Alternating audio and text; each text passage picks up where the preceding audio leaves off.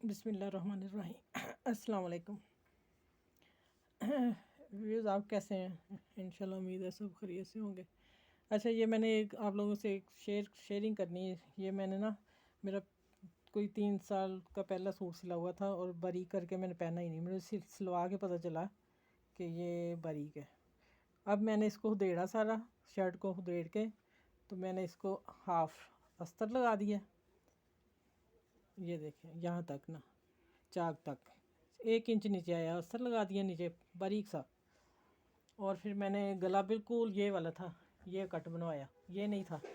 ये सारा मैंने अब डिज़ाइनिंग की, ये लेस लगाई और ये लगाया कलर, क्योंकि इसमें ये कलर आ रहा है ना लाइनों में। फिर मैंने ये कलर फ्रोज़ी लगाया और छोटा सा कट दिया और गला तैयार कर लिया। और आस्तीन के आगे आगे वैसे ही वो लेडी की हुई थी, वो मैंने फिर बॉर्डर लगा दिया।